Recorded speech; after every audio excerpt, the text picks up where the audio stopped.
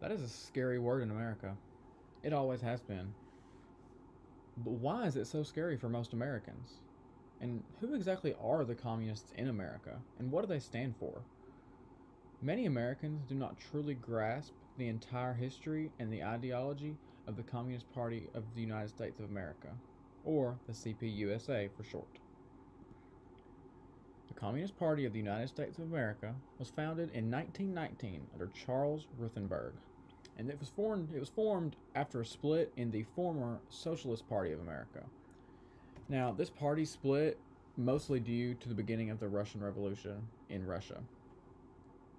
Now, following its founding, the party put forth many nominees in several presidential elections, including but not limited to presidential nominee William Z. Foster with his running mate Benjamin Gitlow, Earl Browder and running mate James W. Ford. Gus Hall was nominated a lot of times, and he had the running mates Jarvis Tyner and Angela Davis. Now, Angela Davis might not really, that name might not fit into this entire group of white men. So, who exactly is Angela Davis? Angela Davis is a very prominent Marxist and feminist. She was a very active member of the Communist Party until she helped form the Committees of Correspondence for Democracy and Socialism, or CCDS for short. Angela has authored many books and led many lectures over the years, and her views and ideas are loved by many across the world and in the States. Now here is a short video on her ideas of revolution.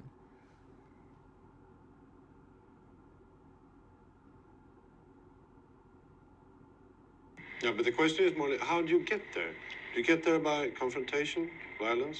Oh, is that the question you were asking? Yeah.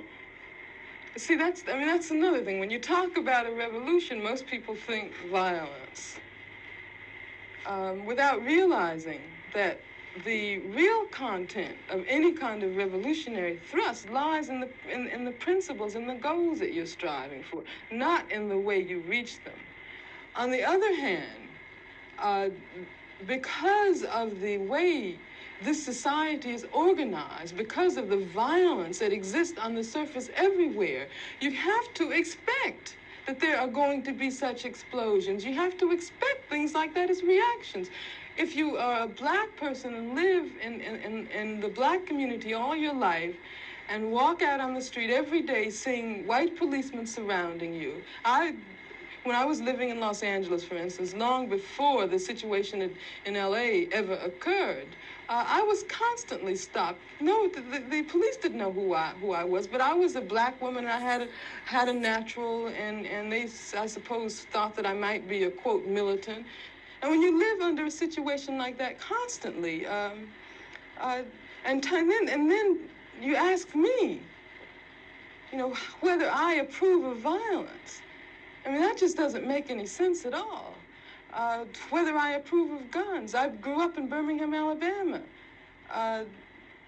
Some very, very good friends of mine were killed by bombs that were planted by racists. I remember from the time I was very small, I remember the sounds of bombs exploding across the street, our house shaking.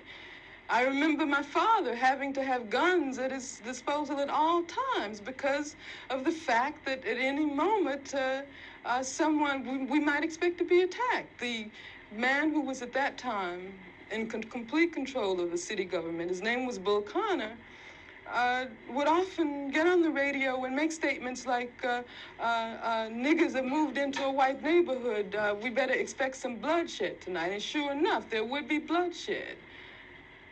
After the 4 young girls who lived, one of them lived next door to me.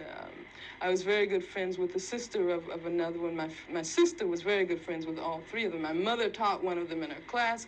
My mother, in fact, when the bombing occurred, one of the mothers of one of the young girls called my mother and said, can you take me down to the church to pick up Carol?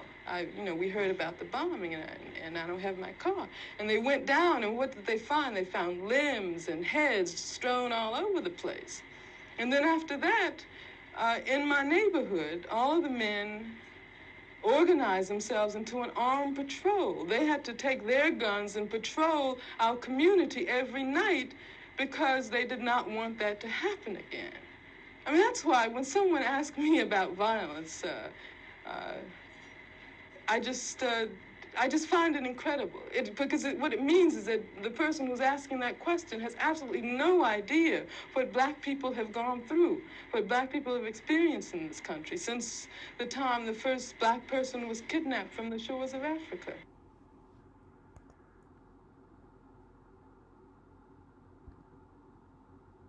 Now, I really like that video because it demonstrates and it shows why Angela Davis thinks the way she does. I mean, she talks about how she grew up around violence and she always had to witness it. And it's just a great showing of what she means. But Angela Davis does not reflect the ideas of the entire party. The party was founded on ideas put forth by Karl Marx in the Communist Manifesto. The party also has its own ideas with its Bill of Rights, socialism. Now here's a direct quote from the party website about its Bill of Rights ideas. Socialism in the United States would be built on the strong foundation of our Constitution's Bill of Rights. This includes making the promises of freedom of speech, freedom of religion, and equality for all. The rights to a job, health care, and education must also be guaranteed by the Constitution. The criminal justice, police, and prison systems must be overhauled from top to bottom to get rid of racial disparity. Now, on top of that belief, the party has also played a major role in the advancement of African Americans throughout the 1940s and 50s. And on top of that, peace is also a major platform for the party. Communism in the United States is very scary to many, including myself. However, many ideas put forth, like education for all and guaranteed rights to health care and a job, are things I and many other Americans believe in. The Communist Party of America is a complicated group, but everyone must and needs to understand their views in order to fully understand our nation as a whole.